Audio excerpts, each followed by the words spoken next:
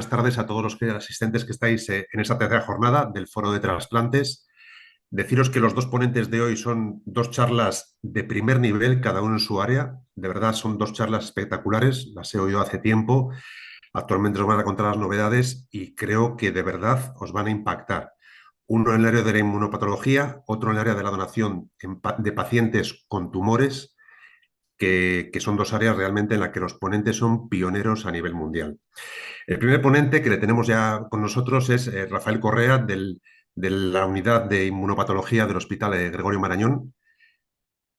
Y la verdad es que la charla que nos va a poner, veis el título en pantalla, la terapia celular con células Treg, yo se las conocí hace ya como 3 años. La verdad es que nos impactó. Os va a contar, supongo, no sé cómo es la charla exactamente, el trabajo que están haciendo ellos con trasplantados cardíacos infantiles, pediátricos, y cómo el aprovechamiento del timo de estos propios críos, a los que hay que retirar el timo para hacer el trasplante, han conseguido hacer un trabajo absolutamente revolucionario y pionero en el trasplante cardíaco infantil. Os lo va a contar él. Yo, Rafa, para mí es de verdad un honor volverte a tener invitado en este curso. La verdad es que cuando te he oído varias veces me ha dejado impactado el trabajo que haces en Madrid y desde luego es un honor y la audiencia está pendiente de lo que nos puedas decir. Muchas gracias, de verdad.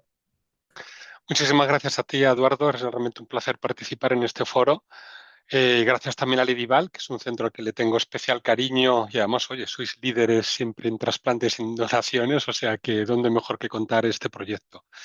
Efectivamente, pues un poco como contaba Eduardo, yo os voy a hablar sobre una terapia que hemos desarrollado íntegramente en el Marañón desde sus fases iniciales de investigación básica hasta la aplicación en pacientes, que es algo que no siempre es evidente.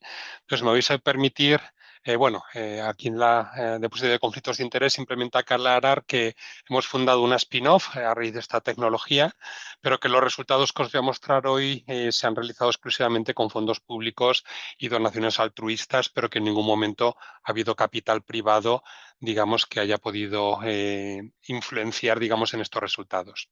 Me vais a permitir empezar con una pequeña reflexión y es que, en mi opinión, estamos asistiendo a una nueva revolución en el campo de la medicina, pero de la talla que pudo tener en su día pues, el descubrimiento de la penicilina, de las terapias biológicas y las terapias avanzadas, las terapias génicas y las terapias celulares.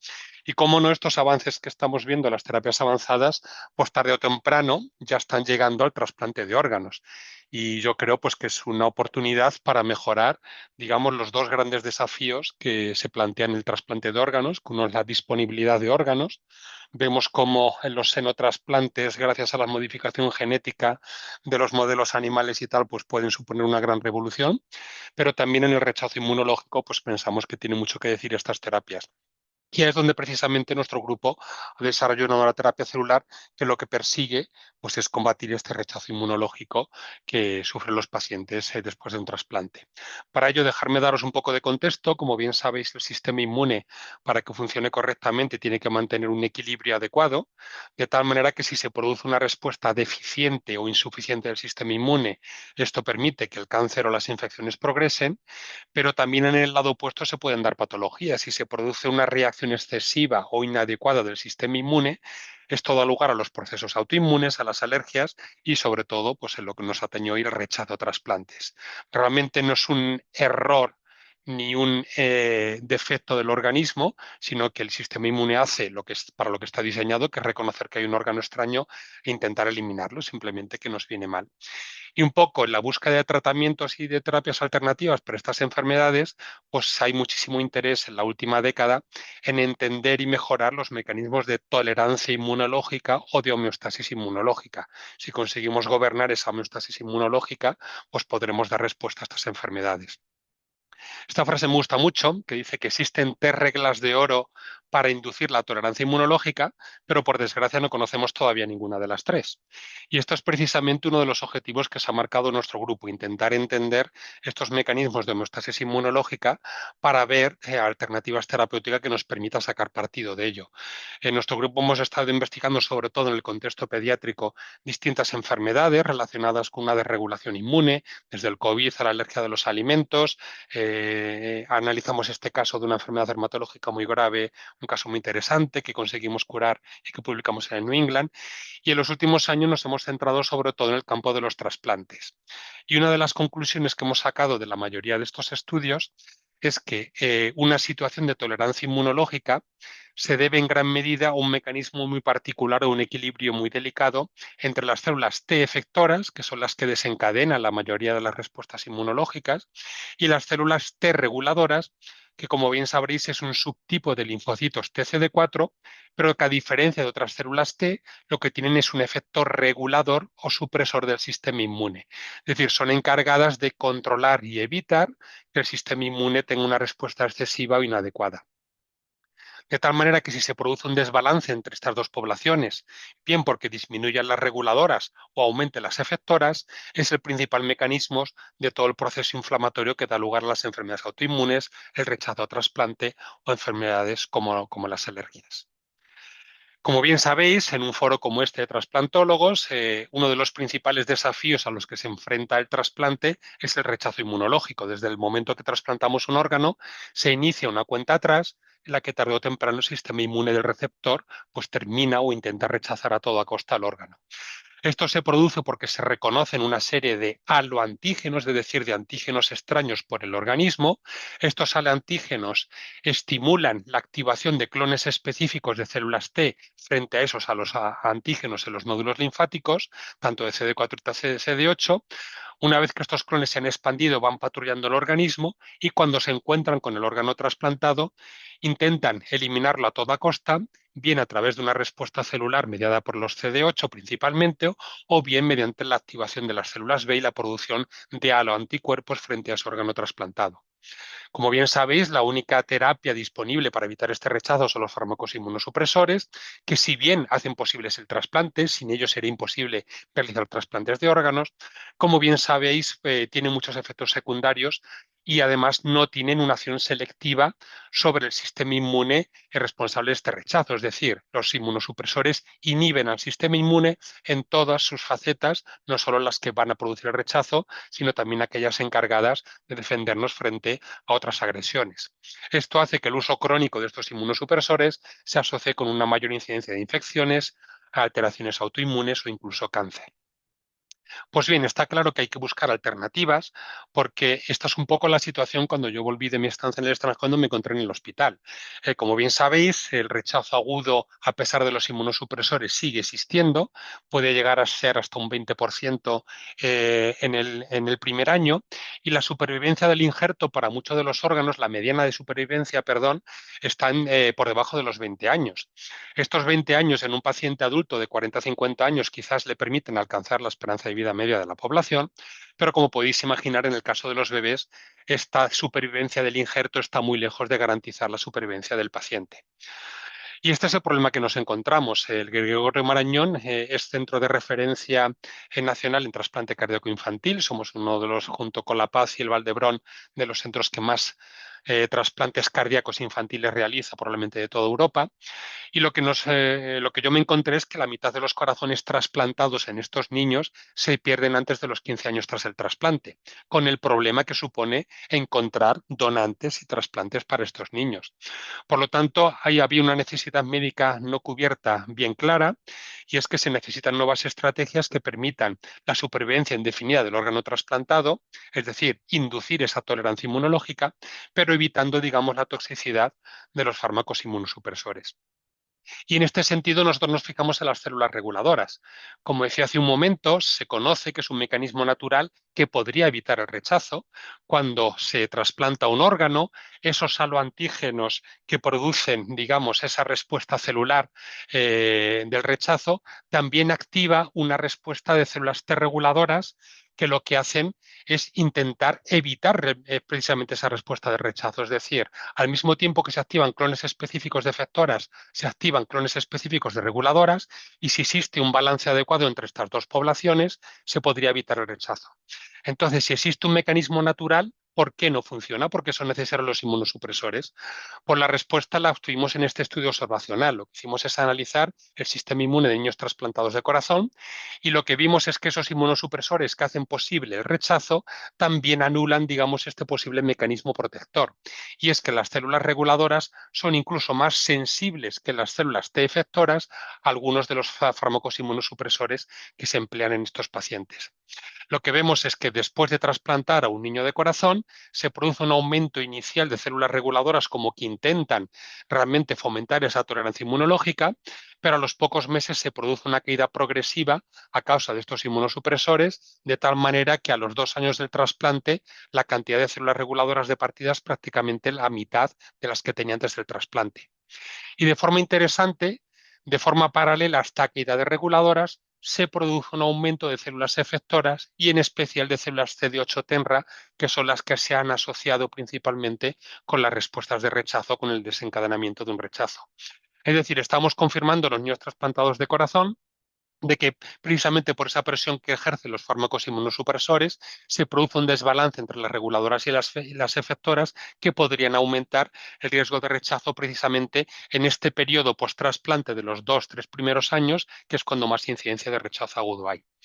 A la vista de esto, pues nosotros nos planteamos una hipótesis que podría aportar una solución.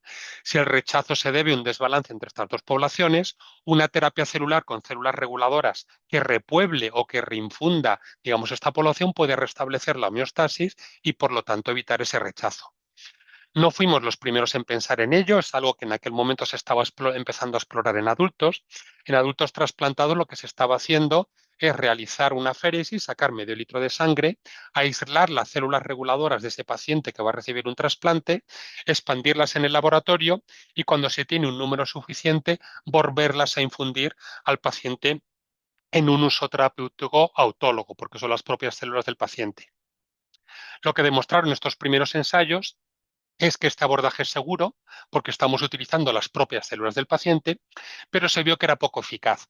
Y las principales razones a esta falta de eficacia es que estamos utilizando como material de partida células reguladoras de un individuo adulto que por lo tanto son células ya con cierto grado de senescencia, células bastante diferenciadas, con una supervivencia bastante corta y con una capacidad supresora bastante mermada. Si además estas células las expandimos en el laboratorio para obtener un mayor número, una expansión o un cultivo hace que todavía disminuya mucho más su calidad. Es decir, partimos de una calidad ya deficiente, si encima las cultivamos todavía las diferenciamos y la calidad es peor. De ahí que nosotros nos planteáramos que quizás si en adultos no había funcionado, en niños podría funcionar muy bien, porque como sabéis, en los niños las células tienen un fenotipo muy naif, un fenotipo totalmente virgen, son menos diferenciadas y ya se sabe que la supervivencia y la calidad de estas células es muy superior. Entonces decidimos que esta terapia podría explorarse en niños trasplantados de corazón y que podría funcionar mucho mejor. ¿Cuál es el problema que nos encontramos? Pues que a un niño, a un bebé, yo no le puedo sacar medio litro de sangre. O sea, este abordaje de sacar medio litro de sangre para obtener suficientes células era inviable en niños, dado que a un bebé rara vez yo le voy a poder sacar más de 50 mililitros de sangre y la cantidad de reguladoras es tan baja en la sangre, en ese volumen, que vale, yo las podría cultivar, pero si las cultivo estoy perdiendo esa ventaja que tenía el niño, que es tener unas células poco diferenciadas, porque las voy a diferenciar en el cultivo. De ahí que vimos que este abordaje no era viable y que tuvimos que exprimirnos al cerebro para pensar una alternativa. Entonces lo que se nos ocurrió es buscar una fuente alternativa. Si en los niños la sangre periférica no es la más adecuada, vamos a buscar una fuente alternativa para conseguir estas células. Y ahí pensamos en el timo. ¿Por qué el timo? Pues bueno, como sabéis, el timo es el órgano donde se producen todos los linfocitos T, incluidas las células T reguladoras. Y además es un órgano muy curioso porque es el único órgano que es más grande durante la infancia que en la edad adulta. De hecho, va involucionando con la edad, como vosotros veis en esa figura. Y el otro aspecto interesante es que cuando se realiza una cirugía cardíaca infantil, bien por una cardiopatía congénita o bien por un trasplante, los cirujanos nos comentaban que tradicionalmente el timo se extirpa y se descarta porque no se puede reimplantar. Y esto se debe a que el timo cubre por completo el corazón. Entonces, en un paciente donde el timo cubre en gran parte el campo operacional, cuando se realiza una cirugía cardíaca, se tiene sistemáticamente hay que realizar una timectomía y este tejido tímico se descarta y se tira a la basura. Para nosotros eso suponía una gran oportunidad. Con el consentimiento de los padres, pues iniciamos un estudio para explorar si este tejido que se descartaba en los quirófanos podría ser una fuente de reguladoras. Este es el proyecto que realizó mi grupo Esther Bernardo de Quirós con el apoyo de Rocío, y lo que vimos es que efectivamente en el timo podíamos encontrar células reguladoras y además con una pureza altísima, mayor del 95%. Pero la sorpresa no nos la llevamos viendo que efectivamente había reguladoras con alta pureza. La sorpresa vino de la cantidad. Como os decía hace un momento, medio litro de sangre de un adulto, lo máximo que se puedan obtener son como unos 30 millones de reguladoras, que está lejos de conseguir una dosis terapéutica. En un niño con el poco volumen que se puede extraer, la cantidad es mucho menor, en torno a los 2 millones, pero a partir del tejido tímico de un único paciente, llegamos a obtener en algunos casos hasta 13.000 millones de células reguladoras. Es decir, a partir del timo podíamos conseguir cientos de dosis terapéuticas de las reguladoras. La siguiente pregunta que nos hicimos es, vale, ¿las reguladoras que nosotros obtenemos de este tejido tímico descartado son funcionales? Porque a lo mejor son tan inmaduras todavía que no son funcionales. Y ahí nos dedicamos a hacer una serie de pruebas de fenotípicas en el laboratorio y demostramos que efectivamente son reguladoras que expresan los marcadores que se espera de una célula reguladora. Son células reguladoras que producen una alta cantidad de citoquinas inhibitorias y prácticamente no producen citoquinas proinflamatorias, lo cual era excelente, pero es que además son células totalmente funcionales, porque hicimos una prueba en un modelo que imita el rechazo. Lo que hacíamos era cultivar células CD4 y CD8 efectoras, que serían las responsables del rechazo, las estimulábamos con un estímulo antigénico que reproduciría lo que sería un haloantígeno, y lo que vimos es si en presencia de las células Treg, de las células reguladoras del timo, conseguíamos inhibir esa proliferación y esa activación. Y lo que vimos es que conseguíamos inhibir esa proliferación y esa activación en más de un 75%. Es decir, in vitro estábamos demostrando que nuestras Treg podrían inhibir la activación y la proliferación que se desencadena con un estímulo de un haloantígeno en las células CD4 y las CD8, que son normalmente las iniciadoras del proceso de rechazo. Por lo tanto, viendo que estas células eran funcionales, pues digamos, identificamos que teníamos entre manos una fuente de células reguladoras muy interesantes y con muchas ventajas. El abordaje tradicional de utilizar la sangre del propio paciente adulto tiene muchas limitaciones. Como os decía, la principal es el número y que es difícil, digamos, alcanzar una dosis terapéutica, pero además al ser células senescentes o más envejecidas, tienen menor capacidad supresora, la supervivencia es corta, ya sobre todo es un abordaje que no es viable en niños. Además, este abordaje solo sirve para un uso autólogo. Es decir, si yo cojo las células reguladoras de un individuo sano y se las pongo a otro individuo, van a ser reconocidas como extrañas y van a ser eliminadas.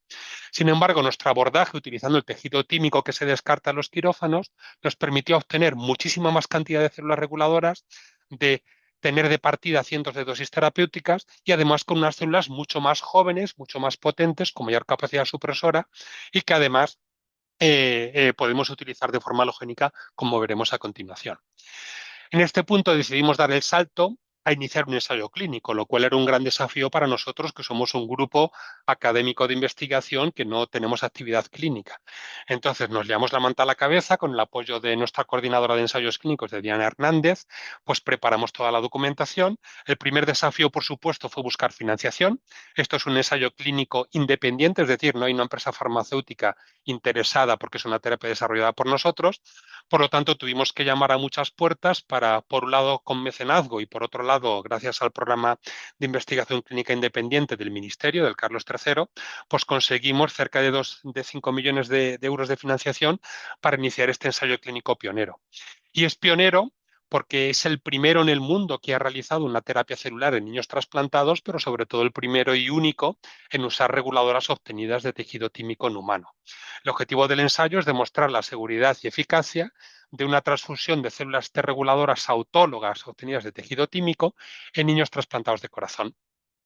¿Por qué niños trasplantados de corazón? Porque durante el proceso de trasplante los cirujanos tienen que descartar el timo sí o sí. Entonces, este es nuestro protocolo. Cuando tenemos un niño que los cardiólogos de nuestro hospital consideran que requiere un trasplante y lo ponen en lista de trasplante cardíaco, nosotros informamos a los padres sobre la existencia de este ensayo. Si quieren participar de forma voluntaria, pasan a ser enrolados en el estudio y el feliz día que llega un corazón para el paciente, los cirujanos, en vez de tirar el timo a la basura, que es lo que harían normalmente, nos lo proporcionan, nosotros lo llevamos a una sala de producción celular, una sala blanca que tenemos acreditada en nuestro hospital, preparamos las dosis terapéuticas, realizamos todos los controles de calidad, de esterilidad que requiere la agencia del medicamento para liberar ese producto, esperamos más o menos 7 días a que el paciente se estabilice en la UCI después del trasplante y en ese momento realizamos una única infusión de células T reguladoras autólogas que provienen del timo que se había descartado una semana antes.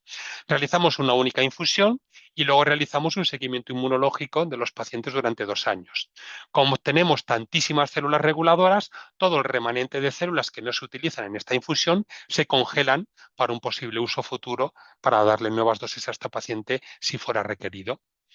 Y hasta ahora, pues esto es lo que tenemos. Hemos enrolado un total de 18 pacientes, de 18 bebés menores de 2 años, candidatos a trasplante de corazón. 8 pacientes han salido del ensayo, 2 de ellos por mejoría clínica mientras esperaban un corazón que ya no requería trasplante, por lo tanto ya no requerían la terapia.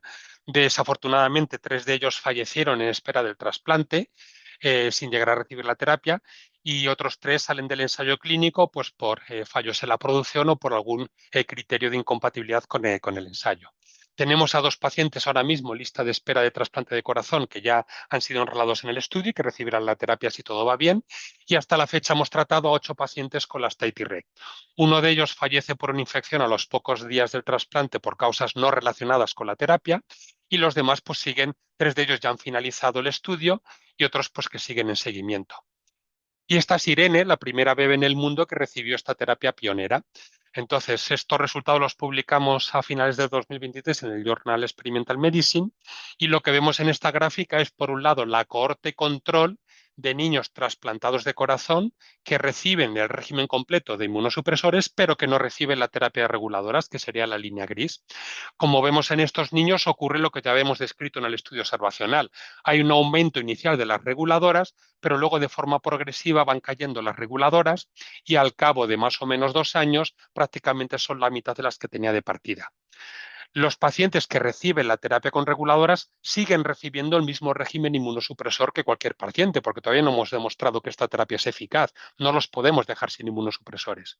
Pero la gran diferencia es que en Irene, que es la línea azul, vemos que a pesar de recibir los mismos inmunosupresores, gracias a la infusión que hicimos una semana después del trasplante de sus propias reguladoras, ha mantenido una reserva de reguladoras por encima de los valores previos al trasplante durante 2 años con una única infusión. Es decir, en la cohorte control estamos volviendo a ver este desbalance entre reguladoras y efectoras, pero gracias a nuestra terapia en los pacientes tratados estamos preservando este equilibrio. Las conclusiones hasta la fecha en estos 8 pacientes tratados es que no ha habido ningún evento adverso ni ninguna complicación atribuible a la administración de la terapia. Ninguno de los pacientes que ha recibido la terapia ha tenido sospecha de rechazo, pero claro, no podemos garantizar que es por nuestra terapia porque la potencia estadística que necesitaríamos sería muy superior, pero al menos estamos viendo que estos pacientes han tolerado bien la terapia, estamos restableciendo, digamos, su equilibrio inmunológico y de momento no han tenido rechazo. ¿Cuáles serían los siguientes pasos? ¿Qué es lo que pretendemos con nuestro estudio? Pues como veis no somos nada ambiciosos, lo que queremos es que un trasplante sea para toda la vida. Y lo que queremos es explorar si gracias a esta terapia o a dar infusiones de estas células, pues conseguimos preservar la supervivencia del injerto. Ese sería, digamos, el primer paso, el probar si reduciendo o incluso eliminando los tratamientos inmunosupresores, gracias a esta terapia conseguimos mantener la tolerancia inmunológica y evitar el rechazo. Pero queremos ir más allá y dado que en los adultos esta terapia autóloga no estaría disponible porque ya nuestro timo no funciona, pues estamos explorando si las podríamos usar de forma halogénica en adultos trasplantados. Y esos, digamos, son los desafíos que nos planteamos ahora. Por un lado, queremos iniciar este mismo año un nuevo ensayo clínico donde los niños que recibieron una primera dosis de células reguladoras le vamos a dar una dosis de recuerdo con las reguladoras que congelamos en su día y queremos probar a bajar la dosis de inmunosupresores en estos pacientes. Para ello queremos establecer un perfil tolerogénico que nos proporcione seguridad para poder estar completamente seguros de que no existe ninguna respuesta inmunológica a lo específica frente al donante antes de tocar esos inmunosupresores y, por supuesto, bajo supervisión clínica y bajo el criterio de los clínicos para ver si se pueden bajar los inmunosupresores o no. Esto ya, desde luego, si lo conseguimos hacer, proporcionaría una ventaja a los pacientes, que es recibir una dosis inferior de inmunosupresores con menos efectos secundarios, manteniéndolos libres de rechazo. Y lo otro que queremos explorar es el uso halogénico de las células. El uso autólogo, en el caso de nuestra terapia, no sería factible en adultos porque ya no tenemos timo, y por eso queremos explorar si nuestras TIT-Reg se pueden usar de forma halogénica. Para ello, pues estamos haciendo investigaciones coordinadas por Marta Martínez Gómez en mi grupo, y lo que hemos visto es que nuestras células no son inmunogénicas, es decir, si nosotros cocultivamos células del mismo individuo, hay una activación basal y no hay proliferación y secreción de citoquinas. Si cocultivamos células de dos individuos distintos, hay una respuesta halogénica, pero de forma curiosa, si cultivamos las TIT-Reg provenientes del timo de un niño con células de un adulto, estas células del adulto no las reconocen como extrañas, porque tienen una serie de marcadores, quizás asociados a su inmadurez, que las hace totalmente invisibles al sistema inmune del receptor, algo similar a lo que ocurre con las células mesenquimales. Eso nos permite aventurarnos a hacer un uso halogénico de esta terapia.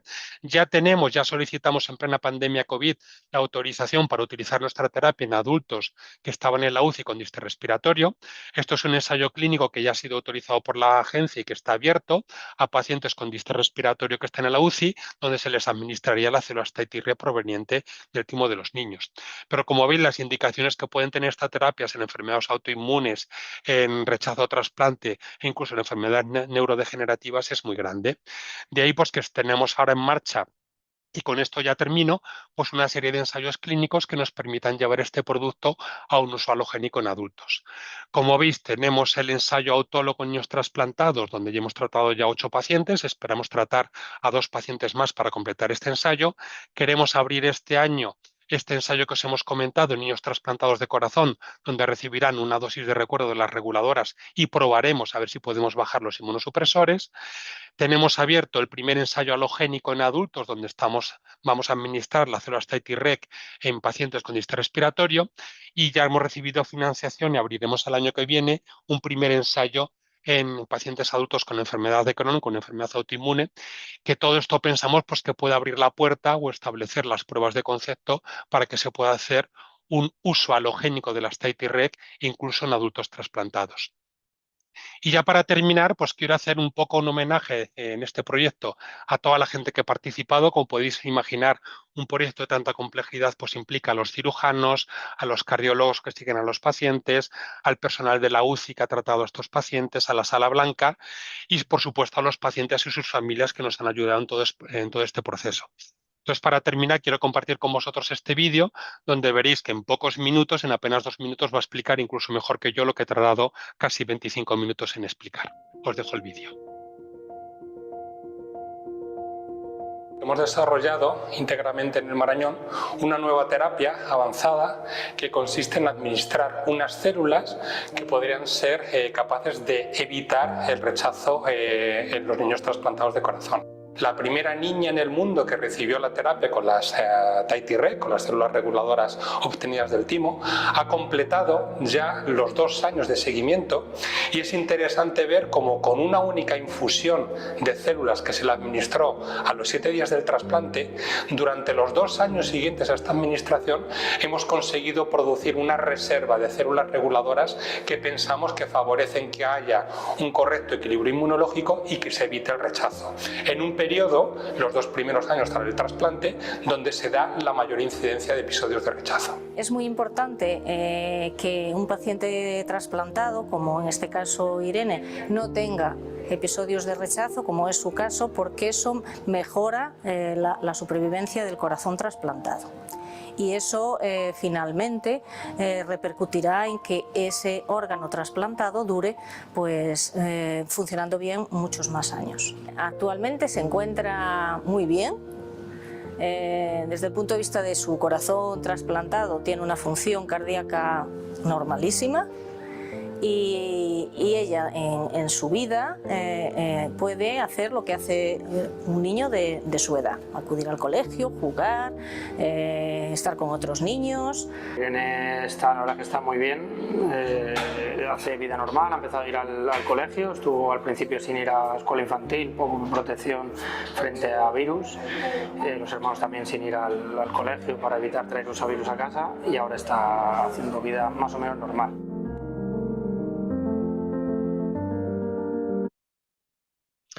Y nada, eso es todo. Por último, agradecer pues todo el equipo que hay detrás, a todo mi equipo de laboratorio de inmunorregulación, vamos, que están hipermotivados con este proyecto y haciendo un gran esfuerzo. Y por supuesto, pues todas las unidades son implicadas del hospital, desde el equipo dirigido por Manuela Camino, que son los responsables del trasplante cardíaco infantil, los cirujanos cardíacos dirigidos por Juan Miguel, que la verdad es que su implicación en el proyecto ha sido increíble, la UCI pediátrica, la unidad de cuidados intensivos, la unidad de terapia celular y por supuesto a los organismos que han financiado este proyecto, desde la Fundación Familia Alonso con su donación altruista hasta el Ministerio que nos ha permitido realizar este proyecto. Muchas gracias, dejo de compartir y escucho vuestras preguntas. Bueno, Rafa, pues lo primero de todo, darte la enhorabuena, vamos, en nombre de todos los que somos ajenos a este trabajo y sobre todo felicitarte por hacer algo que es muy difícil en la investigación, ser capaces de una investigación básica de laboratorio, hacer todo el camino tan complejo de que llegue a la clínica, de que tenga ya una aplicación práctica, que realmente muy poquitos llegáis ahí. Realmente es un camino que abrís espectacular. Yo por mi parte a todos los asistentes os invito a preguntarle como queráis, vía chat y yo verbalizo la pregunta o directamente desbloqueáis vuestro micrófono y le hacéis la pregunta directamente al doctor Rafael Correa. ¿Alguna pregunta? Mientras la gente se va calentando, Rafa, te pregunto yo. Entiendo que, claro, uno de los grandes problemas que tenéis es la casuística, en la aplicación inicial que tenéis, ¿no? En el uso realmente halogénico. Bueno, con lo que estás enseñando de que las células REG no se consideran extrañas en su uso autólogo, la pregunta es, sé que habéis hablado de distrés, ¿cómo está ahora la posibilidad de que uséis este tipo de producto en adultos trasplantados? Es decir, en un adulto trasplantado de corazón o de riñón. Es decir, ¿qué problemas veis para hacer ese uso pues, en el medio o corto plazo? Uh-huh. A ver, la primera dificultad es el desafío que supone iniciar un ensayo clínico. O sea, nosotros no somos un servicio clínico en una unidad clínica, somos un pequeño grupo de investigación, como habéis visto, con 12 investigadores muy motivados, pero donde en un ensayo independiente nosotros hacemos de promotor, de investigador principal. Entonces necesitamos, por un lado, financiación, por otro lado, necesitamos la implicación muy importante de los clínicos, un ensayo clínico, si la implicación de los clínicos y con la sobrecarga que les puede suponer un ensayo es imposible. En eso hemos tenido mucha suerte con el equipo de los clínicos responsables del trasplante cardíaco, pero sería hacerlo también con otros clínicos. Y digamos, la otra dificultad es en el campo de los trasplantes es muy difícil demostrar si esto funciona o la eficacia del trasplante. Realmente para nosotros demostrar que nuestra terapia consigue reducir el rechazo, la casuística que necesitamos es muy grande, pero sobre todo hay que esperar muchos años. O sea, ¿cómo evalúas tú que tu terapia realmente ha evitado el rechazo al trasplante? Podemos utilizar marcadores subrogados de decir, pues bueno, los valores de reguladora son más adecuados después de la terapia, pero digamos es muy difícil evaluar si realmente nuestra terapia puede proteger del rechazo o no puede proteger del rechazo. Esta es la razón por la que hemos girado, digamos, nuestro interés a otras indicaciones donde el readout, digamos, o las conclusiones se van a obtener más rápidamente. En un distrés respiratorio de un paciente que está en la UCI, a los pocos días vamos a, perdón, vamos a saber si nuestra terapia ha mejorado la tormenta de citoquinas y ha sacado al paciente de ese riesgo o no. Si nosotros en esa prueba de concepto validamos que el uso halogénico de la terapia puede tener un beneficio en inhibir las respuestas inmunológicas, por supuesto que nuestro objetivo final es en adultos trasplantados. Pero pensamos que como prueba de concepto debemos acudir a indicaciones donde tengamos unos parámetros de eficacia más fácilmente medibles antes que acudir al trasplante y todo ese camino que se vaya avanzando de tener autorizaciones de un uso halogénico, de entender cuál es la durabilidad de las células en ese entorno halogénico, pues veremos luego aplicarlo en adultos. Pero nuestro objetivo es ese, o sea, nuestro objetivo, nuestro punto de partida ha sido apuntar al rechazo, evitar, digamos, el rechazo o disminuir la dosis de inmunosupresores, y ese sería nuestro objetivo final. ¿Qué necesitamos para ello? recursos, necesitamos más tiempo para desarrollar las cosas. Pensamos que los resultados en los estudios halogénico en disque respiratorio que nos den en muy poco plazo de tiempo unas indicaciones de eficacia van a animar o nos van a facilitar de cara a la agencia que se justifique una terapia sin adultos. Y aparte hay otras terapias que ya se están explorando. O sea, hay otras compañías a nivel mundial que están trabajando con reguladoras con una estrategia distinta a la nuestra, donde ya se están probando en adultos trasplantados de hígado ciertas terapias. El proporcionar resultados favorables en esos otros ensayos, yo creo que va a hacer que todo el sector o todo el campo evolucione y donde se le dé muchísimo más peso y más interés a las terapias celulares en evitar el rechazo en adultos. Pero vamos, que yo os garantizo que está en nuestra mente, en nuestra prioridad, simplemente que el camino que nos lleva ahí, a veces hay que hacer una pequeña bifurcación para obtener evidencias más rápidas o más tangibles y que eso nos permita luego llevar la terapia a los adultos. Nada, yo para echar un capote al mundo del trasplante, decirte que son pacientes bastante homogéneos. El distrés respiratorio es muy chulo, yo soy intensivista, pero es verdad que es un cajón desastre. Se llega al distrés por muchas Exacto. facetas y influye mucho. Piensa que con 4 o 5 centros potentes del país tienes Mm. 500 trasplantes de riñón en 12 meses. Pero bueno, sin Justo más. con varios trasplantólogos que he hablado, me han hablado que precisamente el trasplante de riñón, de los que tienen ya varios retrasplantes y que llegan un momento en que ya no Claro, pueden ser listados como trasplante de riñón, que precisamente si evitamos en el primero o en el segundo trasplante esa reacción inmunológica, pues probablemente estemos evitando, digamos, esa progresión que les lleva a ese punto. Entonces, probablemente el trasplante de riñón, digamos, refractario, probablemente sería una de las indicaciones más interesantes. Yo sé que en nuestro país hay una casuística suficiente en esos pacientes que se podría explorar. Probablemente sea la indicación más interesante, sí, estoy de perfecto. acuerdo. Dos cosas. Una creo que ya ha respondido. Si la dosis de inmunosupresión se minimiza cuando utiliza la terapia T-REG, que creo que has comentado que los clínicos dicen que no. Y la segunda pregunta, ahora lo contestas tú, es si tomáis biopsias endomiocárdicas como control de calidad en los casos que habéis tenido. Mm. Buenas preguntas. En el primer ensayo autólogo en niños no se ha modificado la inmunosupresión, es decir, se utiliza la pauta, el régimen inmunosupresor habitual de nuestro centro. Lo único, hay una serie de criterios de exclusión. Si por lo que sea el paciente recibe Baxilizumab, que habitualmente antes se utilizaba como terapia de inducción, o si recibe timoglobulina como terapia de inducción, es criterio de exclusión, porque hemos visto que esos dos fármacos tienen un efecto muy negativo sobre las reguladoras. Pero si no, el régimen que utilizan es el habitual de cualquier niño trasplantado de corazón en nuestro centro. Por lo tanto, en el primer ensayo no hemos modificado la inmunosupresión. En el nuevo ensayo que queremos hacer, eso será bajo criterio clínico. Montaremos un comité de expertos para ver cómo podemos reducir esa inmunosupresión y de momento, a espera de que lo confirmemos con los clínicos, el principal candidato es a las dosis de tacrolimus. Como las dosis de tacrolimus se monitorizan en plasma, pues simplemente pondremos como objetivo de dosis diana o de concentración diana, pues a lo mejor una concentración ligeramente inferior, ir explorando. En la segunda pregunta, recuérdame, perdona. Era si hacéis biopsias endomiocárdicas Eso. como control de calidad. Exacto. En los pacientes menores de 2 años, que son los pacientes que hemos incluido en el primer ensayo, está contraindicada hacer biopsias. Entonces, en este primer ensayo, como el criterio de inclusión es niños menores de 2 años, no hemos realizado biopsias. Lo que sí es cierto es que estos pacientes, cuando ya han sobrepasado esa edad, a veces sí se le hacen esas biopsias. Entonces, aprovecharemos en el seguimiento que haremos a largo plazo de los pacientes, pues aprovecharemos en esas biopsias para observar si efectivamente hay un infiltrado de células reguladoras que podría justificar efectivamente que estén realizando su efecto protector a nivel local. Entonces, eso lo plantearemos en el próximo ensayo o en el seguimiento a largo plazo de los primeros pacientes. Pero de momento no hay datos porque en bebés tan pequeños está contraindicada la biopsia. Muy bien. Rafa, una pregunta que te quisiera hacer. La fuente de producto, el timo de los niños operados, ¿tenéis suficiente producto? Es decir, tenéis, porque la pregunta es, se me ocurre, quiero decir, trabajo en la Exacto. UCI, por supuesto, pueden ser los niños que se les va a trasplantar de corazón, pero hombre, afortunadamente hay muy poca mortalidad infantil, pero estoy seguro que la experiencia que tenemos nosotros con donación neonatal es que todos los padres quieren poder donar. Estoy seguro que cualquier niño que desgraciadamente fallezca en las UCIs españolas, los padres estarían encantados de poder donar cualquier cosa. Es Mm, decir, se podría obtener timo de los afortunadamente poquitos niños que fallecen en nuestro país. mm, ¿Eso lo habéis planteado? ¿Es posible? ¿Tenéis mm. suficiente timo con los casos que trasplantáis? Es una reflexión excelente. De hecho, esa misma reflexión la tuvimos con Beatriz Domínguez de la ONT, si realmente de donante fallecido podría ser una oportunidad para conseguir más timos. Pero como bien dices, afortunadamente los fallecimientos son pocos y en comparación a los timos que podemos conseguir de donantes vivos, pues la cantidad era muy pequeña.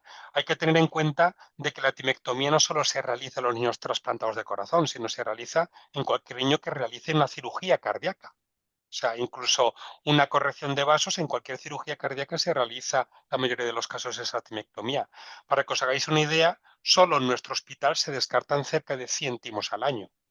Con varios, en España estimamos que al año se deben descartar entre los distintos hospitales españoles que realizan cirugías cardíacas, no solo trasplantes, se descartarán cerca de 500 timos al año.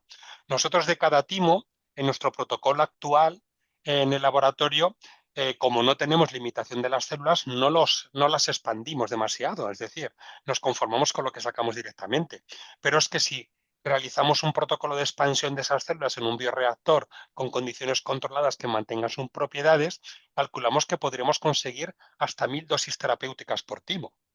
Eso quiere decir que solo en nuestro hospital al año se podrían conseguir 100.000 dosis terapéuticas. Es decir, el timo nunca va a ser un limitante. O sea, siempre dependerá de la donación altruista de los padres y de los pacientes, pero al final es un tejido de descarte del quirófano. La ventaja es que las cirugías cardíacas infantiles, por mucho que se haya avanzado en la cirugía artroscópica y tal, según me comentan los cirujanos, en el campo operacional en un bebé es muy difícil acceder al corazón o a los grandes vasos si no se quita el timo. Por lo tanto, nos transmiten que es una cirugía que de momento se va a seguir realizando con timectomía, al menos parcial. Y nosotros con un pequeño fragmento de ese timo podríamos producir muchísimas dosis terapéuticas. Por lo tanto, no pensamos que sea una limitación y pensamos que la donación de donante fallecido, digamos, va a ser muy residual en comparación a lo que podemos obtener directamente de donante vivo. Por lo tanto, de momento no vemos una necesidad de explorar esa vía de donante fallecido porque estamos, digamos, cubiertas las necesidades con el donante vivo. Pues yo, Rafa, aprovecho un poco de mi cultura. Has insistido mucho en la impresión de que habéis estudiado la seguridad que hay para el posible uso halogénico del producto. ¿Os habéis, sé que todavía no, pero vamos, ¿tiene algún sentido que empecéis a utilizarlo con niños pequeños, es decir, no recién nacidos, trasplantados o críos de 6, 7, 8 años, que evidentemente no se puede usar el uso autólogo, pero si halogénico, ¿tendría algún beneficio inmunológico usarlo en ellos frente a adultos? Y aquí hablo desde puro desconocimiento, vamos. Yo creo que sí, yo creo firmemente en ello por varias razones. Primero, cuando se trasplanta un niño hay que tener en cuenta de que su sistema inmune está en pleno proceso de maduración. Por lo tanto, el evitar, digamos, ese proceso de rechazo o evitar que los inmunosupresores ejerzcan una presión negativa sobre el sistema inmune en pleno proceso de maduración, sin duda va a tener muchos beneficios, por lo que comentamos también antes, porque estos niños, el uso crónico de inmunosupresores a lo largo de toda la vida, son niños que cuando lleguen a la edad adulta van a tener muchos problemas renales. Por lo tanto, si se puede evitar eso en un niño trasplantado de riñón, de pulmón, un trasplante multivisceral, claramente será un abordaje muy interesante. En niños mayores de 7, 8, de 9, incluso 10 años, en los niños en los que, digamos, lleguen a ese trasplante sin haber tenido cirugías previas y se pueda rescatar el timo, se dará posible el abordaje autólogo, pero es que el abordaje halogénico también es algo que contemplamos. Nuestra idea es que de todos esos timos que se descarten, si hay un niño que, porque ha recibido una cirugía previa, ya le quitaron el timo cuando era pequeño y necesita un trasplante con 10, 12 años, sería candidato a recibir la terapia de forma halogénica. O un trasplantado de riñón, un trasplantado de pulmón o multivisceral, donde no se va a realizar una timectomía, no le tocamos su timo, pero le podemos dar reguladoras halogénicas de otro donante que haya donado ese timo. Entonces, sin ninguna duda, yo creo que si en adultos puede ser un abordaje muy interesante para mejorar o reducir la dosis de inmunosupresores, en niños es especialmente relevante por los beneficios a largo plazo que puede tener el evitar esos episodios de rechazo durante la infancia o el evitar el uso masivo crónico de altas dosis de inmunosupresores durante toda su vida, sin ninguna duda. Pues nada, Mela, es que muy, muy, muy interesante. Pues Rafa, yo por mi parte agradecerte tu presencia aquí. Lo cierto es que para todos los que nos dedicamos a la clínica, poder entender y ver cómo un proyecto que empieza del laboratorio llega realmente a nuestros pacientes, la verdad es que es una maravilla y desde luego no somos capaces de entender todo el esfuerzo, toda la dedicación y todo el trabajo que os ha tenido que suponer. Darte la enhorabuena porque es un proyecto de la leche y de verdad desearte la mejor de las suertes en el corto plazo ya. ¿De acuerdo? Muchísimas gracias, Eduardo, y cuento con todos los trasplantólogos para que esto llegue mucho más lejos y tenga mucho más impacto. Muchísimas gracias a todos. Muy bien, un saludo. Pues nada, pues la idea un poquito que tenemos en este curso es combinar diferentes temas, ¿de acuerdo? Temas como el que habéis visto, un trabajo absolutamente de laboratorio, de inicio en el laboratorio, pero que ya tiene muchísima aplicación clínica. Tanto es así que ya se está utilizando en la clínica en nuestros pacientes. Y ahora creo que está Mario Rollo, no sé si estará por aquí ya conectado o estará a punto de conectarse, si no aprovecho para ir haciendo la introducción. Lo que vamos a hablar ahora en la siguiente charla es de un proyecto absolutamente innovador. Para todos los que trabajamos en la clínica del trasplante, cuando hablábamos de donación de órganos, siempre hemos sabido que es la donación expandida, cada vez donantes más complejos, más añosos. Ya hace años empezamos a plantearnos donantes con algún tipo de infección.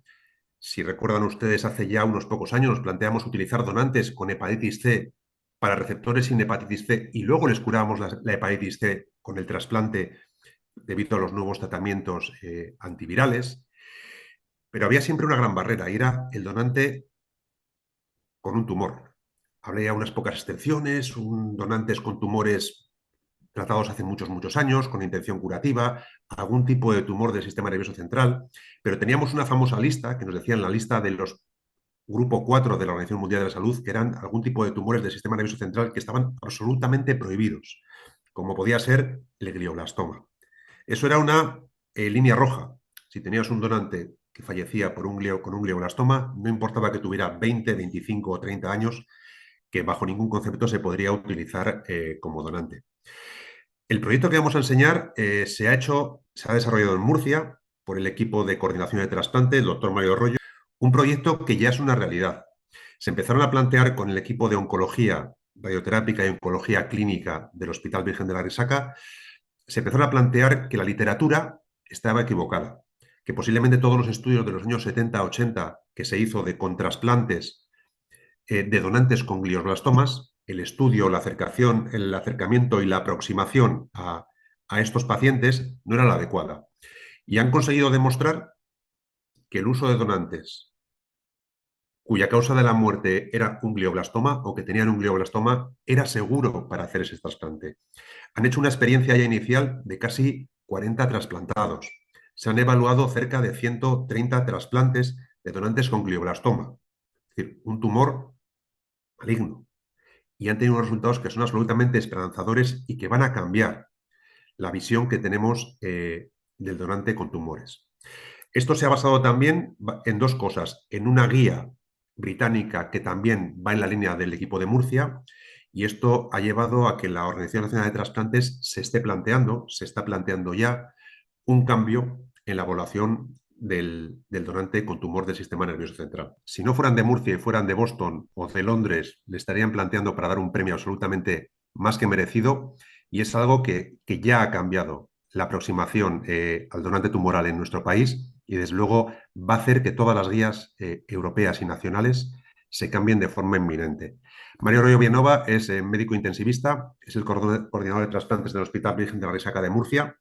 En este momento, en números absolutos, es el hospital del país que más donantes tiene y realmente, además de un amigo que lo es un absoluto líder en donación de órganos. Y el proyecto que os va a presentar es absolutamente innovador y ya se está realizando. Así que, Mario, pues nada, cuando quieras. Bueno, pues nada, pues muchas gracias por la invitación, a Eduardo. Y efectivamente no somos de Boston ni de Massachusetts, somos de Murcia. Y bueno, pues voy a tratar de contar un poquito de qué se trata el proyecto, ¿no? Realmente los pacientes que fallecen por tumores del sistema nervioso central son muy numerosos en nuestro país. Se diagnostican en torno a 3.000 o 4.000 al año y fallecen en torno a 3.000 o 4.000 al año. Además, tiene un par de picos de incidencia, los tumores de alto grado, sobre todo el glioblastoma, astrocitomas anaplásicos, meduloblastomas, pero realmente los picos de incidencia suelen ser en gente joven o gente madura, pero más que en gente añosa, con lo cual pueden ser donantes muy, muy valiosos. Y además ocurre como con las SELAs o en ocasiones con las eutanasias, que son pacientes que, a diferencia de los ictus o las hemorragias, tienen muy poca carga cardiovascular y son pacientes que pueden llegar a generar una ratio de órganos por donante muy elevada, ¿no? Y lo que os decía, se estima que en España fallecen en torno a 3.250 pacientes al año de este tipo. Realmente nuestro proyecto nace porque el riesgo de transmisión de un tumor de alto grado del sistema nervioso central realmente es indeterminado. No se sabe qué tasa de pacientes que fallecen por un tumor del sistema nervioso central pudieran llegar a transmitir este tumor a sus receptores. Sí que es cierto que no se contemplan de forma sistemática como donantes de órganos, pero que existen muchas experiencias en muchos países, en Estados Unidos, en Canadá, en Corea, donde se han contemplado de forma aislada y puntual, pues un paciente muy joven que fallece por un glioblastoma y tienen una urgencia o tienen un receptor electivo y se le oferta este donante. Sin embargo, lo que no existen son series protocolizadas, sistemáticas, rigurosas, que recojan un denominador estable que permita establecer cuál es la tasa real de transmisión. Y además, todas las experiencias previas, todas las comunicaciones y todas las publicaciones que existen hasta la actualidad cuentan cuando tienen una transmisión, pero no cuentan de cuántos donantes habían aceptado. Y además son muy heterogéneas. Los que tratan de hacerlo con cierto rigor tienen resultados muy heterogéneos. Fijaos que estas son una de las principales series que existen en la literatura recogidas y que hay algunas, como las estadounidenses, donde veis que la tasa de transmisión es muy baja, prácticamente solo tienen un caso de transmisión de un montón de pacientes. Otros, como el registro de Israel Penn, que es el que veis ahí abajo, tiene una tasa muy elevada, y muchos, como por ejemplo la alemana o la británica, tienen una tasa de transmisión de 0. Realmente este caso estadounidense es el mismo, el que veis aquí con un 3 y con un 1 de transmisión a receptores, pero es el mismo caso. Lo que pasa es que lo publican en dos series, en dos revistas diferentes, en dos momentos diferentes. Y realmente la transmisión que tienen es muy llamativa porque es un donante al que en el campo quirúrgico ven que tiene adenopatías mediastínicas cuando le están haciendo la extracción torácica, biopsian estas adenopatías mediastínicas y realmente verifican que se trata de una metástasis de un glioblastoma. Y aún así continúan con la intervención y trasplantan los pulmones. Claro, a poco tiempo el receptor desarrolla también enfermedad pulmonar y acaba falleciendo. Pero realmente es que llama la atención que ellos sabían ya que tenía metástasis prácticamente cuando lo trasplantan. Justifican que era un paciente que estaba en urgencia cero, que no tenía otras alternativas y que pensaron trasplantarlo para luego retrasplantarlo con otros pulmones, pero que no dio tiempo porque el paciente evolucionó mal en el posoperatorio inmediato y decidieron no hacerlo. Y el registro de Israel Penn, si os fijáis en el año de reclutamiento, son fechas muy antiguas, no es del siglo pasado, y empieza a recoger a los pacientes en el año 70, cuando pruebas que hoy son tan convencionales como un escáner simple de cráneo, se empiezan a incorporar en la clínica en la segunda mitad de la década de los 80. Por lo tanto, muchos de los pacientes que ellos reclutan y que finalmente dicen que ha tenido transmisión, probablemente no se trataba de glioblastoma, se trataba de neoplasias secundarias del sistema nervioso central, de metástasis de otro tipo de neoplasias, de melanomas o de tumores digestivos. Incluso el segundo firmante de la serie de Israel Penn, que es el doctor Bluel, en un trabajo posterior en 2005, creo que Israel Penn ya estaba fallecido, hace otro paper donde reconoce que metodológicamente su serie es muy deficiente y muy poco robusta. Sin embargo, y a pesar de que el mismo segundo autor lo reconoce, la serie de Israel Penn, digamos que ha hecho mucho daño y que se tiene en cuenta en todos los registros de la UNOS y de las guías europeas y en todas partes la sigue teniendo en cuenta. Llama la atención la elevada incidencia de esta serie, pero el resto de series realmente tienen una transmisibilidad muy baja. Siempre hay un riesgo, el riesgo cero no existe, pero la transmisibilidad es muy baja, ¿vale? Y bueno, ¿qué debemos hacer y qué debemos contemplar como coordinadores cuando ofertamos a un paciente un donante con un glioblastoma? Bueno, pues realmente hay riesgos que son intolerables, ¿no? Que son riesgos inasumibles. Cuando hay una transmisión pues, muy elevada, el riesgo es mucho mayor que el beneficio. Pero tampoco podemos irnos al otro lado de la balanza, al otro extremo, y ponernos en el caso de tratar de ofrecer a nuestros pacientes siempre un riesgo nulo. Probablemente se trata de balancear el riesgo-beneficio y si realmente el equipo asistencial piensa que las posibilidades de tener un beneficio de ese trasplante de un paciente joven con un glioblastoma superan el riesgo de una transmisión, lo que deben hacer no es decidir trasplantar, sino decírselo al receptor y de alguna manera tomar una decisión compartida en la asistencia sanitaria, diciéndole al paciente los datos que hay, la opinión del equipo y de alguna manera en conjunto decidir entre los dos qué hacer. Pero para dar esta información al paciente y para darle una información fiel, lo que es muy, muy importante es que los datos sean rigurosos y le podamos ofrecer un dato numérico totalmente fiel y real, ¿vale? Bueno, nuestro proyecto también tiene una parte un poco romántica, ¿no? Todo esto empieza en el año 2021, cuando nuestro compañero Juan Antonio Encarnación, que es un adjunto joven de oncología radioterápica del hospital, diagnostica a su padre de un glioblastoma multiforme. Y es su padre, José María, quien tiene la iniciativa de decir y de insistirle a su hijo en que quiere tener la opción y la posibilidad de ser donante de órganos. Entonces, de alguna manera nosotros no teníamos mucho conocimiento, mucha educación, mucha formación en este ámbito. Sí que habíamos tenido un donante con un glioblastoma 3 o 4 años antes, pero porque era una chica de 19 años con unos órganos excelentes y bueno, pues los ofrecimos a nuestros receptores y trasplantamos. Pero no lo habíamos hecho de una forma rigurosa ni sistemática ni habíamos revisado todas las series. De manera que Juan Antonio se pone a estudiar sobre el tema, se pone a revisar todas las series, todas las publicaciones y de esto sale pues incluso la tesis doctoral de Juan Antonio. Además, pasamos el proyecto estructurado y redactado por el Comité de Ética e Investigación Médica de nuestro centro y adicionalmente también lo enviamos a la que era por entonces la recién creada Subcomisión de Seguridad del Ministerio de Sanidad, ONT, que también nos lo aprobó. Finalmente, Juan Antonio leyó su tesis y su padre falleció en octubre del año 21 y fue el primer donante de nuestro registro, ¿no? A mí me gusta porque realmente es verdad que el inicio del proyecto también tiene una parte, pues eso, un poco romántica, ¿no? El proyecto nace, como os he dicho, porque las series históricas se basan en registros que en ocasiones son muy antiguos, incluso de la era PRETAC, y sin ningún rigor metodológico. Es probable que el riesgo sea más bajo del estimado en muchas de ellas. Y la revisión sistemática de la literatura solo muestra casos anecdóticos, pero no sabes de cuántos. O sea, a lo mejor, de hecho, Santander, por ejemplo, el grupo de Santander, hace 20 o 25 años tiene publicado un caso de una transmisión, pero no sabemos en aquella época cuántos otros pacientes se pudieron trasplantar con un glioblastoma, como hicimos nosotros también en el año 2016 teniendo un donante, y no se había transmitido. De alguna manera se desconocía el denominador. Probablemente, amalgando todo el conjunto de series que existen en la literatura, el riesgo pueda rondar el 1% o incluso sea menor del 1%. De manera que hicimos un desarrollo y una evaluación local del protocolo, lo aprobó el CEIC y lo aprobó la Comisión de Seguridad y empezamos a difundirlo, sobre todo por nuestros oncólogos, que son los que atienden finalmente a estos pacientes, sobre los servicios de paliativos, lo comunicamos a la ONT y lo dimos a conocer por otras comunidades, en congresos y en charlas, de manera que también parte de los donantes que hemos tenido no eran solo de nuestra comunidad, sino que pertenecían a otras comunidades. Los criterios de inclusión, en principio, que pusimos fueron muy sencillos, ¿no?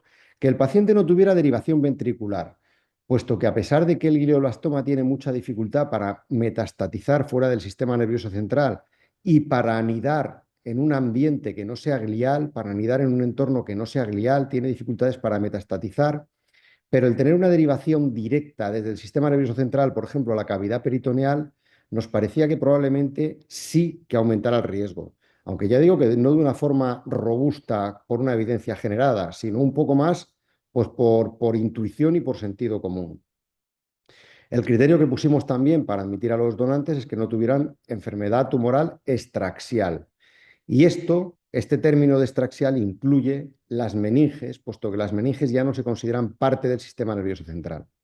Pusimos un límite de edad un poco arbitrario, ya que íbamos a coger pacientes donantes que suponían un riesgo de transmisibilidad un poquito más alto que la población estándar, pues por lo menos que fueran jóvenes, que fueran menores de 65 años y que no tuvieran mucha carga cardiovascular, que no tuvieran una metadiabetes, hipertensión, tabaquismo, que no fueran añadiendo más riesgo a este tipo de donación.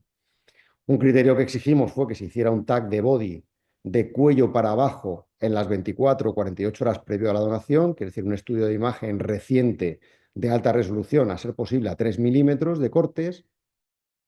Y en cuanto a los receptores, el único criterio de inclusión era pues, explicarles una información veraz, clara y honesta de que su donante tenía un tumor del sistema nervioso central, que existía una posibilidad de transmisión muy, muy baja y que pensábamos que el beneficio del trasplante iba a superar el riesgo de la transmisión. Y con eso empezamos a trabajar. Inicialmente empezamos únicamente trasplantando pulmón y hígado y corazón, pero no riñón, porque el riñón no se consideraba de alguna manera un órgano vital y los urólogos y los nefrólogos eran más reticentes, y no pulmón, primero porque en nuestro centro es el único programa que no tenemos, el trasplante pulmonar, y segundo porque en autopsias de fallecidos por glioblastomas, la primera órgano diana es el pulmón, incluso pues, bastante más probable que el resto de los órganos.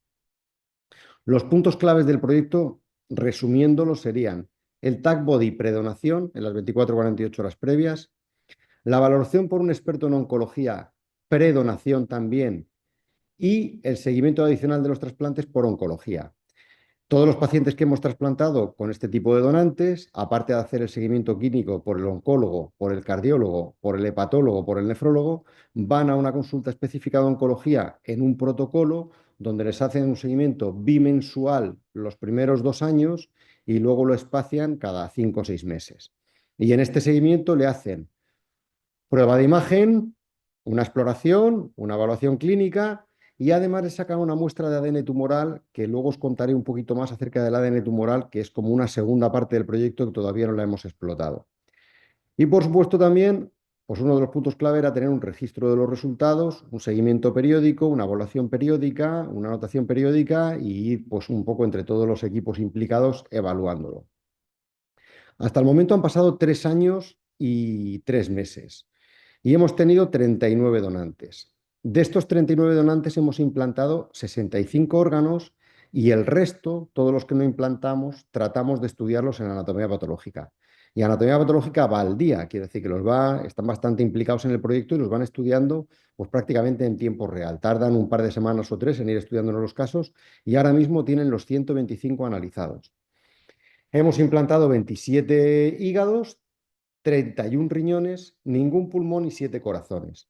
Y hemos estudiado 19 páncreas, 9 hígados, 37 riñones, 42 pulmones y 18 corazones. En total, 190 órganos.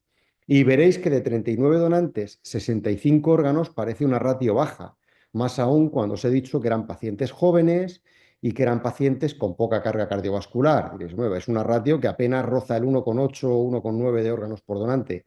Eso se debe a que en los 3 años el riñón se subió al carro y empezó a hacer los trasplantes 1 año y medio después.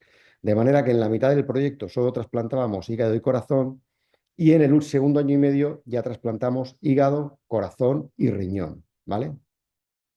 Y además el pulmón también son donantes que de entrada excluimos siempre los pulmones, con lo cual parten de peores cartas a la hora de hacer la ratio del número de órganos por donante, ¿vale? Bueno, hasta ahora todo bien. Nosotros partimos con mucha ilusión, empezamos tal, pero ¿qué es lo que ocurre? Pues yo creo que fue por mayo del año 24, nos llama el patólogo, por aquel entonces llevaban un poco más de retraso y nos dice que en un pulmón de los que no se habían implantado, de los que estaba estudiando la anatomía patológica, ha encontrado una metástasis de un glioblastoma de 3 milímetros. Solo en un pulmón, una metástasis aislada, pero en un pulmón de 3 milímetros. Después, 3 meses después, tuvimos una transmisión en un riñón y 2 meses después una transmisión en el hígado. Claro, de entrada, a mí me parece mucho, 3 transmisiones, pero realmente indagamos un poco más, ¿no? Las 3 transmisiones eran del mismo donante. Este mismo donante, el pulmón que no se implantó, es el que se había estudiado en anatomía patológica y el que tuvo el hallazgo de la metástasis. 2 o 3 meses después, el receptor renal desarrolló una metástasis y 2 o 3 meses después, el receptor hepático desarrolló una metástasis. Pero todos provenían del mismo donante. Si recordáis, cuando os he dicho los criterios de inclusión, he dicho que no tuvieran la derivación ventricular, que fueran pacientes jóvenes sin carga vascular y que le hiciéramos el TAC Body. Y este paciente era de otro centro. Cuando tuvimos el informe del paciente no teníamos todos los detalles de la historia clínica, pero tenía una resonancia de 4 meses previos a la donación que hablaba de que el tumor tenía infiltración de las meninges. Y es más, en la anatomía patológica de la biopsia del glioblastoma de este paciente, describía al patólogo que el tumor infiltraba las meninges. Con lo cual, este paciente no tenía que haber entrado en el estudio. De alguna manera, se nos coló y no cumplía los criterios de inclusión. De alguna manera podemos decir que de todos los pacientes que hasta ahora hemos incorporado que sí que han cumplido los criterios de inclusión, no ha habido ninguna transmisión, ni en los órganos implantados ni en los órganos estudiados en anatomía patológica. Pero de este paciente que no cumplía los criterios y que sí que fue donante porque se nos escapó parte de la información en el momento de la donación, ha habido una transmisión a un órgano de anatomía patológica y a 2 órganos, ¿vale? Este donante era un paciente de Orense que donó en septiembre del año 23 y era un paciente que sí que cumplía el resto de criterios. Era un tío joven, 46 años, sin absolutamente ningún antecedente personal y sin absolutamente nada de carga cardiovascular. Se le había diagnosticado el glioblastoma en agosto del 22, un año antes. Se había decidido cirugía ese mismo mes y después le había dado quimioterapia y radioterapia. No tenía derivación ventricular, pero sí que tenía una resonancia de febrero de ese año con progresión de la enfermedad, que eso da igual, eso no es un criterio de exclusión, pero con una lesión extraxial frontal, que se refiere a la infiltración meningia. Este paciente además se reintervino en marzo del 23 y en la anatomía patológica de dicha lesión hablaban de que tenía también infiltración meningia. Además se le hizo un TAC body que tenía un nódulo renal que se biopsió y fue benigno, pero durante la biopsia de ese nódulo era muy profundo, el riñón se lesionó y no se implantó, que luego vimos que por suerte se había roto y no se había implantado, porque si no hubiéramos tenido probablemente otra transmisión. Aquí quiero hacer un inciso respecto a la quimioterapia y la radioterapia. No los hemos considerado nunca una contraindicación, puesto que la quimioterapia realmente yo no le encuentro absolutamente ningún significado a que porque a un paciente se le dé una quimioterapia dirigida a las células del glioblastoma, en el caso de que este paciente tenga una enfermedad fuera del sistema nervioso central, la quimioterapia actuaría también sobre las metástasis que pudiera tener y también las trataría. Es decir, que yo creo que la quimioterapia disminuiría en cualquier caso el riesgo de transmisión. Es cierto que la radioterapia y la cirugía sí que alteran la integridad de la barrera hematoencefálica y sí que podrían, de alguna manera, aumentar la posibilidad de que el tumor saliera del sistema nervioso central, pero de alguna forma esta cirugía o esta radioterapia son lesiones transitorias que puntualmente pueden romper la barrera hematoencefálica, pero que una vez que cicatriza consideramos que ya el riesgo baja y se mantiene similar a si no tuvieran este tipo de tratamientos. Por lo tanto, solo excluimos los que tienen una derivación ventricular, ¿vale? Bueno, pues este fue el donante que nos generó las 3 transmisiones a la pieza de anatomía patológica de los 2 receptores. Nuestro receptor renal ha tenido una evolución que inicialmente fue terrible, pero luego poco a poco se ha ido ordenando, ¿vale? Nuestro receptor renal también era un tío joven de 49 años, un diabético tipo 1 desde la infancia, desde los 6 años, con mucha metadiabetes, que llevaba 10 años en diálisis y que se trasplantó en septiembre del 23 sin grandes complicaciones posoperatorias y que hizo un seguimiento normal con un injerto funcionante. En julio del 24 ingresa en el hospital por un diagnóstico de pielonefritis, pero en la prueba de imagen que se le hace se halla una masa en el riñón injertado que se pincha inmediatamente y resulta compatible con una metástasis del glioblastoma. Pero es que además de tener esta metástasis en el riñón, tiene un nódulo peritoneal de 18 milímetros, tiene adenopatías regionales y tiene adenopatías mediastínicas. Realmente, os lo digo con sinceridad, en este momento entramos en pánico porque pensamos que no solo habíamos hecho una transmisión, sino que además el paciente fallecía a consecuencia de esto. Tenía enfermedad metastásica diseminada, supradiafragmática e infradiafragmática a varios niveles y no sabíamos bien la manera de actuar con el paciente. Decidimos una trasplantectomía inmediata en cuanto se hizo el diagnóstico y la punción y las pruebas de imagen y retirada de inmunosupresión. Y planteamos, pues en un segundo tiempo, hacer una cirugía del implante peritoneal, hacer una cirugía más radical y darle quimioterapia y radioterapia local. Nuestra sorpresa fue que después de la nefrectomía y retirada de inmunosupresión, en agosto del 24, aún sin haber iniciado quimioterapia ni haber realizado el segundo tiempo de la cirugía, le hacemos una imagen de control con un PET-TAC y sorprendentemente el nódulo de 18 milímetros ha disminuido a 4 sin quimioterapia, sin radioterapia y sin nada, y las adenopatías regionales y mediastínicas han desaparecido por completo. Quiero decir que como los tumores gliales necesitan un entorno glial para proliferar, realmente metastatizan y proliferan con mucha mayor facilidad en pacientes inmunodeprimidos, inmunocomprometidos, inmunosuprimidos. Pero en un paciente inmunocompetente, probablemente sus propias defensas habían atacado esas metástasis y las habían hecho regresar. De manera que decidimos no hacer una cirugía del nódulo, puesto que ya era demasiado pequeño, decidimos no darle quimioterapia y en enero del 2025 el paciente tiene un TAC y un PEC-TAC con ausencia absoluta de enfermedad. El paciente dice que ese año que estuvo trasplantado fue el mejor año de su vida, que quiere volver a trasplantarse.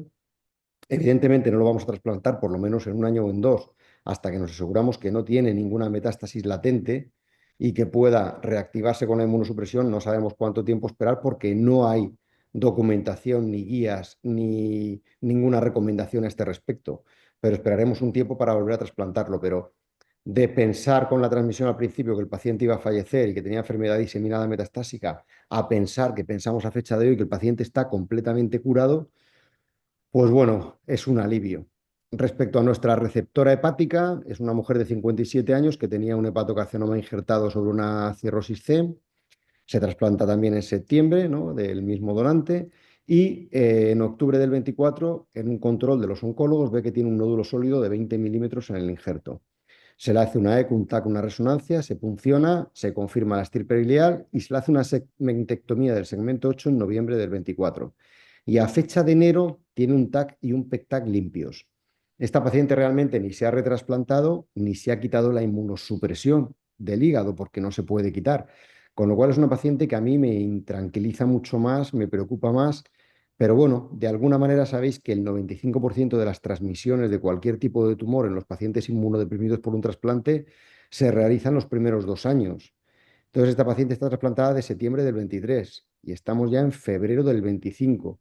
Yo creo que si en los próximos años, en el próximo control de marzo y en el próximo control de mayo, la paciente tiene una imagen limpia, pues nos va a tranquilizar bastante de que haya sido una transmisión única, de una meta única y que esté libre de enfermedad, ¿no?, que sería pues lo deseable.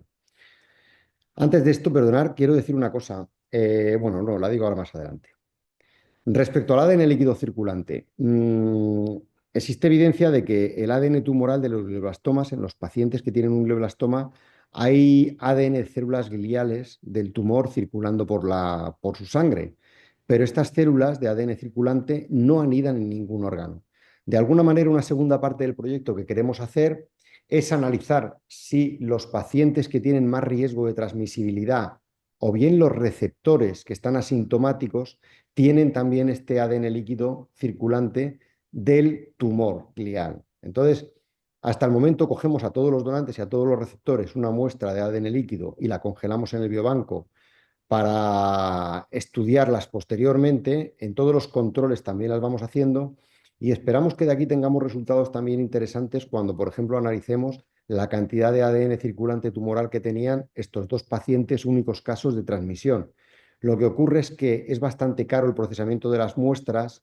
De momento no hemos conseguido financiación para hacerlo, pero tenemos ya, no sé si son 400 o 500 muestras congeladas y creo que cada muestra vale en torno a 500 euros la analítica de la muestra, de manera que necesitamos 250.000 euros. Entonces estamos pendientes de utilizar una financiación, de conseguir alguna beca o algo para poder analizarlas. De momento las tenemos congeladas y creo que estamos cerca, de que, bueno, a través de la industria, con una empresa podamos conseguir el análisis de estas muestras pronto, ¿vale? De momento no hemos tenido resultados de esto, pero seguimos haciendo las muestras. Bueno, cuando tuvimos la transmisión en octubre del año pasado y en septiembre tuvimos parado el programa durante un par de meses, no cogimos donantes, hicimos una revisión completa de dónde había estado el fallo y bueno, pues el fallo era en que cuando nos ofertaron el donante, pues prácticamente cogimos el informe de ingreso donde se resumía la enfermedad, pero no pedimos la historia oncológica completa, no pedimos los informes de la resonancia, no pedimos los informes de anatomía patológica, solo lo que venían resultados como resultados simplificados en el informe clínico. De alguna manera, para que esto no nos volviera a pasar, lo que decidimos es hacer una comisión permanente con los oncólogos y los coordinadores para valorar cada caso individualmente. Decidimos que en esta comisión era obligatorio para la evaluación no solo tener el informe del paciente con el diagnóstico, sino también tener las muestras de anatomía patológica y la última resonancia para de alguna manera estar seguros de que no tenía infiltración de las meninges. Y decidimos también ampliar el TAC de body a la cavidad craneal. Durante los primeros 2 años solo hacíamos TAC de cuello para abajo porque en el cráneo ya sabíamos que había enfermedad. Pero ahora también ampliamos el TAC al cráneo porque a veces la resonancia última que tiene el donante es de hace 4 o 5 meses para asegurarnos que en el TAC de hoy no tiene infiltración de las meningias. En cualquier caso, los urólogos y nefrólogos también decidieron que ya que asumían ese riesgo y ya que habíamos tenido una transmisión a un riñón que no es un órgano vital, bajar el umbral de edad y dijeron que ellos en vez de 65 años iban a poner como umbral 50. Entonces, los hepáticos actualmente aceptamos pacientes con tumores de alto grado del sistema nervioso central para trasplante hepático si son menores de 65 años, aceptamos para hacer trasplante renal si son menores de 50 y cardíacos, igual que en muerte encefálica, igual que en pacientes en la historia, igual que en cualquier otro tipo de paciente sin tumores del sistema nervioso central, pues más o menos menores de 60 años. Deciros que del trasplante cardíaco nunca, nunca, nunca hemos tenido una transmisión, pero es que tampoco está documentada en autopsias de pacientes fallecidos por glioblastoma que existan las metástasis en el corazón de tumores gliales de alto grado. Además, hemos decidido hacer una sesión clínica periódica con los resultados actualizados cada 2 meses y nos gustaría mucho que, centralizado por la ONT, el programa se transmitiera y se extendiera a otros centros para poder aumentar la N y para que reclutáramos mucho mayor número de denominador. Y si nosotros en 3 años hemos conseguido reclutar casi 190 órganos entre los implantados y los estudiados, pues si hubiera 4 o 5 centros, pues yo creo que enseguida, en un par de años, podríamos alcanzar 800 o 1000 casos y tener una N mucho más robusta y resultados mucho más robustos. Y bueno, 2 cosas más deciros, que el riesgo de transmisión realmente nunca es cero, pero que cuando realmente hacemos una transmisión por un acto de comisión, por un acto activo que hacemos nosotros, siempre si algo sale mal y existe una transmisión, nos consideramos culpables, tanto quien nos enjuicie como nosotros mismos.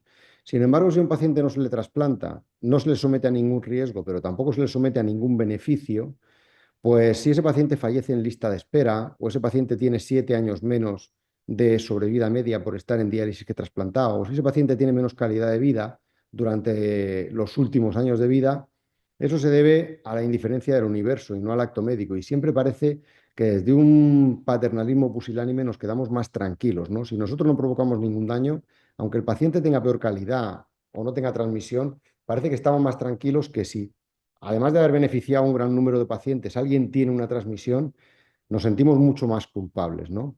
Y me gusta mucho la frase, lo bien que lo resume este tío, Robert Montgomery, que no sé si lo conocéis, es un urólogo estadounidense que ha sido pionero en muchos frentes, ¿no? En el senotrasplante de riñón ha participado, en el primer trasplante renal de VIH ha participado y además es un paciente que habla en primera persona porque además de ser urólogo y pionero en muchos campos, él está trasplantado de corazón también, ¿eh?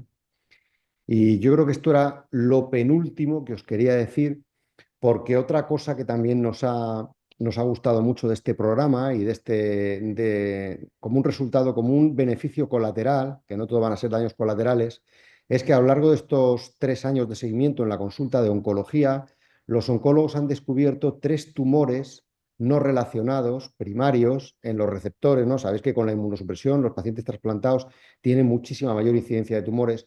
Pues en un receptor cardíaco han descubierto un tumor de orofaringe en un estadio muy inicial, gracias a que hacen seguimiento de los oncólogos. Han descubierto un tumor pulmonar, un adenocarcinoma de pulmón, también en un estadio muy inicial, y otro de tiroides, todos en estadio inicial, que todos han podido recibir tratamiento, que probablemente en la consulta del hepatólogo, del cardiólogo, del nefrólogo, no se hubieran detectado tan precozmente y no se les hubiera poder haber hecho un tratamiento tan precoz y tan eficiente.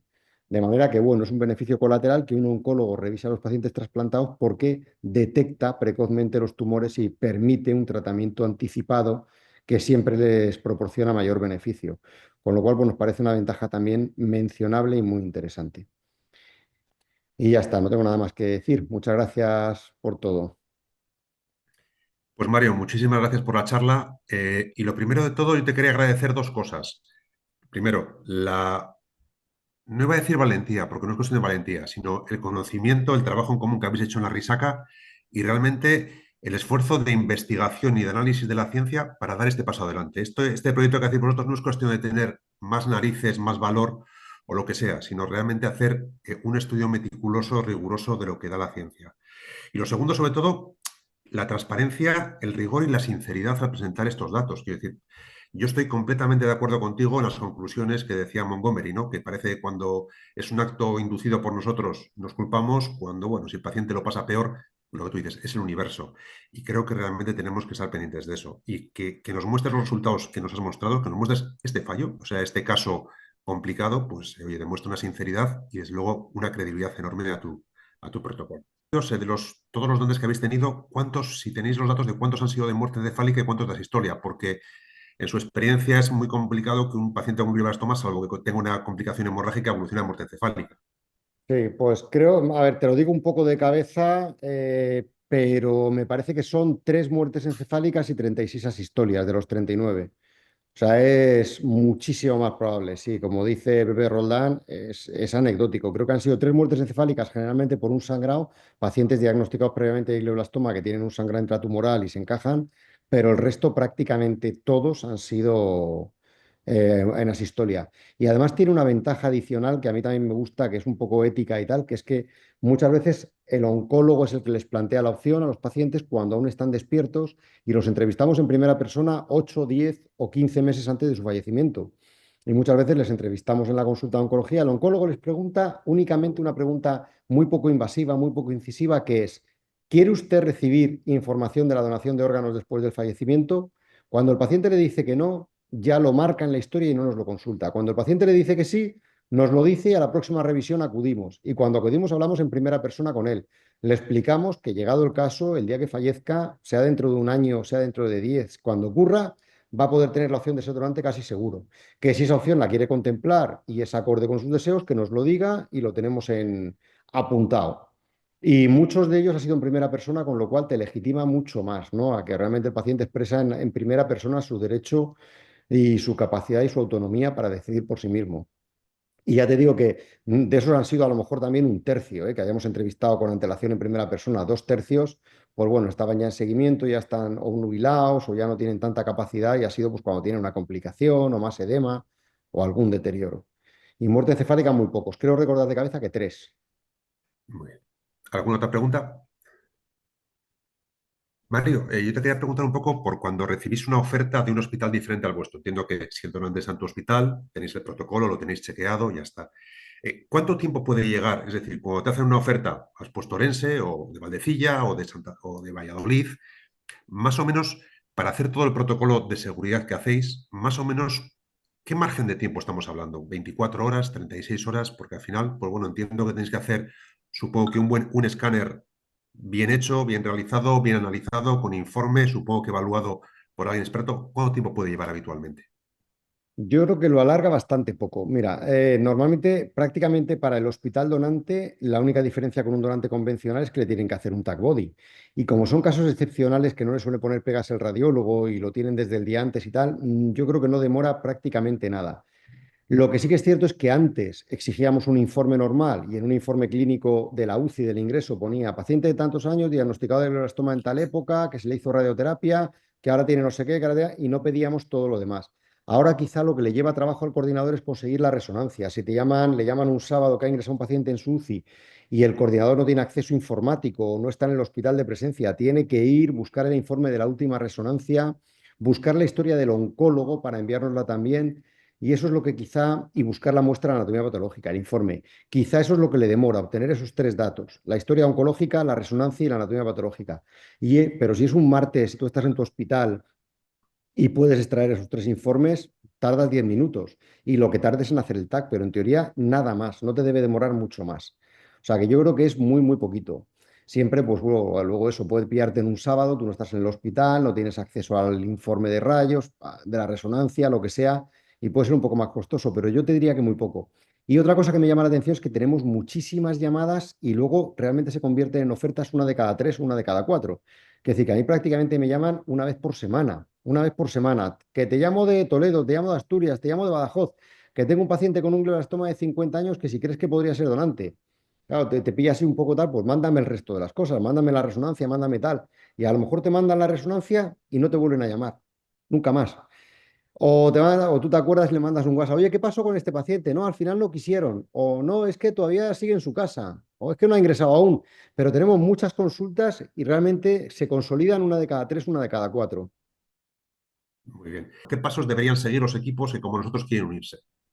Pues mira, eso lo tengo muy claro. Y se lo digo mucho a Beatriz Domínguez Gil y aprieto mucho a la gente. Cuando a mí me dicen alguien, ¿qué podemos hacer? Yo le digo, escribe un correo a la ONT, a Beatriz Maillo y a Beatriz Domínguez Gil, diles que te quieres adherir, que sabes que el protocolo se va a centralizar desde la ONT a nivel nacional para que todo aquel que empiece a hacerlo lo haga de la misma manera, para que de alguna manera generemos una evidencia robusta, que si tú no puedes poner unos riñones en Castellón o en Cuenca o en Badajoz, si no vas a hacer un seguimiento por un oncólogo, no tienes un servicio de oncología implicado que se comprometa a hacer un seguimiento bimensual, a hacer tal. ¿Por qué bimensual y no trimensual?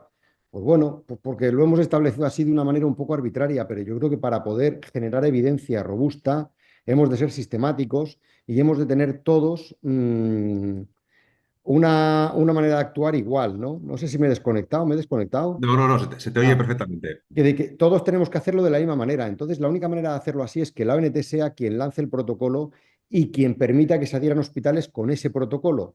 Es verdad que al principio tuvimos problemas porque queríamos que el protocolo viniera avalado por la Sociedad Española de Oncología Radioterápica, de Oncología Médica, la Sociedad Española de Paliativos, la SEMICIUC.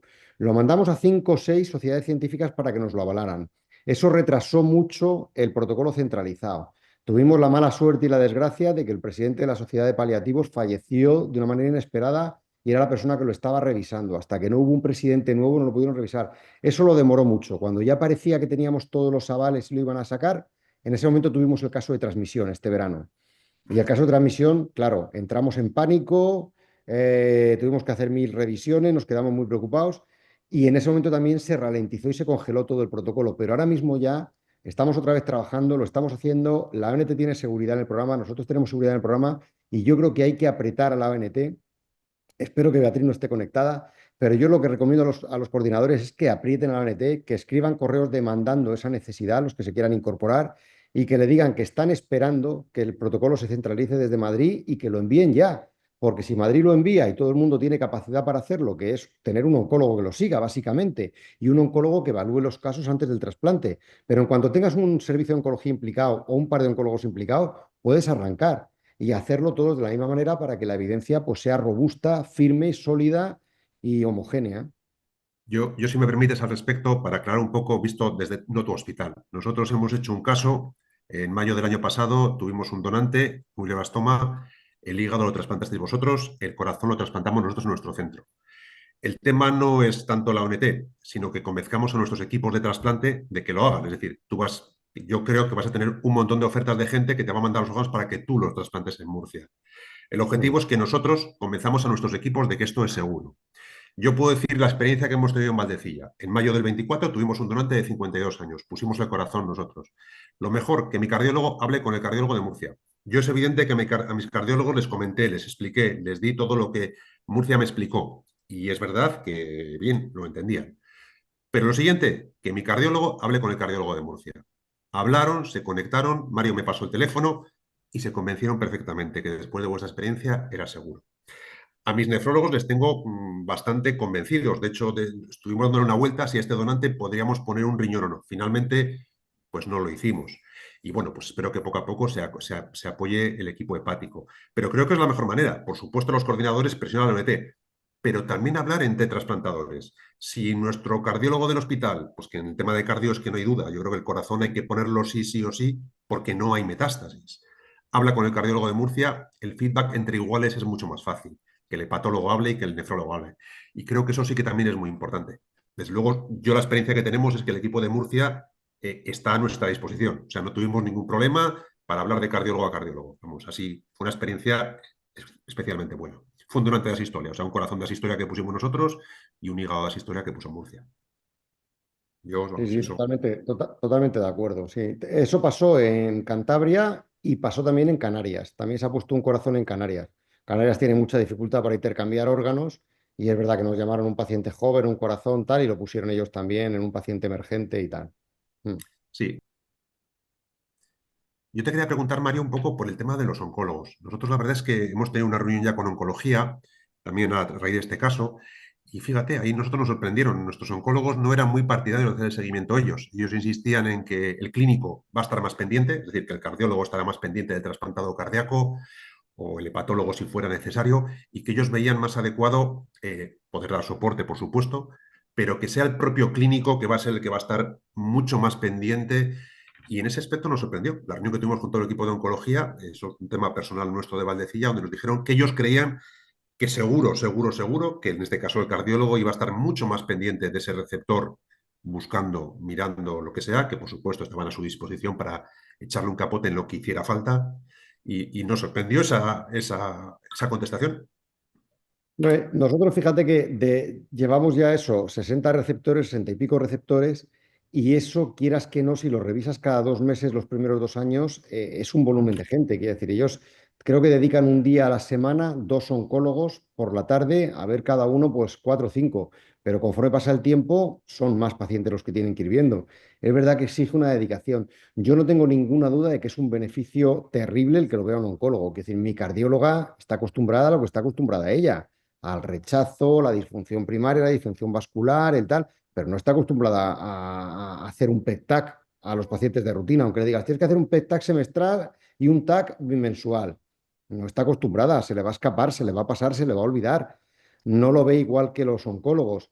Y luego me parece que también es un pepinazo, realmente un pepinazo, el que hayan descubierto los oncólogos 3 tumores secundarios no relacionados por la inmunosupresión en estadios de T1 que se hayan podido tratar los pacientes. Yo estoy convencido, mi cardióloga es excepcional, es buenísima, es muy buena cardióloga, muy buena en programa de trasplantes, pero en cáncer de ORL no tiene ni puta idea. Quiere decir que a ella le hubiera llamado la atención el cáncer en un estadio T4, cuando el tío hubiera llegado disfónico o con una masa aquí. Es decir, no es su ambiente, no es su entorno, no es su especialidad. Entonces me parece que el que un oncólogo te revise bimensualmente en búsqueda de una neoplasia secundaria es un lujo para estos pacientes. Pues eso sí también, yo creo que desde la UNED también tenemos que intentar que dentro del protocolo este nacional sí que hagamos ver a los equipos que hay que contar con los equipos de oncología, bueno, pues que evidentemente, aunque les dé un poquito más de carga de trabajo, no va a ser demasiado, quiero decir, no van a ser estos miles de pacientes trasplantados por centro, y sí también yo creo que es un marchamo de calidad. Quizás sería lo que tú apuntabas, a lo mejor que el oncólogo de Valdecilla, en vez de contárselo tú, llamara a mi oncólogo y hablara con mi oncólogo, porque están muy entusiasmados y muy contentos, y que le dijera, oye, pues mira, no solo hacemos el seguimiento, sino que además hemos diagnosticado 3 tumores no relacionados, que tal y que cual. Que se motiven entre ellos, como tú dices, y que se lo crean entre ellos. Pero yo creo que el clínico, el nefrólogo, el hepatólogo, el tal, no es exactamente igual el seguimiento que hacen que el oncólogo, no es igual. Y sobre todo que son adicionales, que intentamos que cuadren para que el mismo día que vayan a una consulta vayan a la otra y no tengan que pegar 2 viajes, pero que te vean en 2 consultas, yo creo que es un margen de seguridad, como hacemos con los donantes vivos renales, que el donante vivo se queda más vigilado de alguna manera, se queda ya continuamente en la consulta de nefrología porque ha sido donante, un tío sano y tal, pero de alguna manera si se desarrolla una hipertensión o una proteinuria o cualquier complicación, se va a detectar mucho más precozmente. Me parece totalmente de acuerdo. Pues Mario, yo darte las gracias. La verdad es que creo que lo he dicho antes cuando te estabas conectando y lo digo estoy convencido completamente. Esto lo hace uno de Boston, lo hace uno de Cambridge y está en todos los foros mundiales diciendo que es una persona innovadora, revolucionaria y que en un apartado de la donación pues ha hecho una genialidad. Murcia es tan bonito como Cambridge y como Boston, por supuesto, pero es verdad, es decir, lo digo en serio, creo que realmente este proyecto que habéis iniciado es una auténtica revolución. Estoy seguro que las guías europeas de donación van a cambiar completamente y desde luego felicitarte porque realmente es una apuesta de futuro eh, muy importante. Y la cifra de 3.000 y pico donantes con perdón, 3.000 y pico fallecidos por glioblastoma en España, evidentemente todos no van a ser donantes, pero un 10% de ellos son donantes, hablamos de 300. Eso es prácticamente un 15% de la donación que hay actualmente en España, que somos el país del mundo que más dona. O sea, el impacto que puede tener es muy importante y como has dicho tú, pues son donantes de muy buena calidad, en general donantes jóvenes con muy poca carga vascular. Así que desde luego, por parte mía en lo personal y de todos los que estamos oyéndote, gracias y animarte a que este protocolo pues te copiemos más, que más gente se involucre y se haya un protocolo nacional liderado por Arrisaca. Muchísimas gracias. Gracias a ti por la invitación y ojalá que lo veamos pronto y que se unan muchos centros para que nos permita ir más deprisa. Muy bien. Pues nada, me despido de todos los asistentes. Muchísimas gracias por estar atentos a estas dos excepcionales charlas. Y mañana terminaremos. Ya veis que, como siempre, estamos en horario, somos puntuales a las 4 y acabaremos a la hora prevista. Gracias a todos y mañana nos vemos a las 4. Un saludo.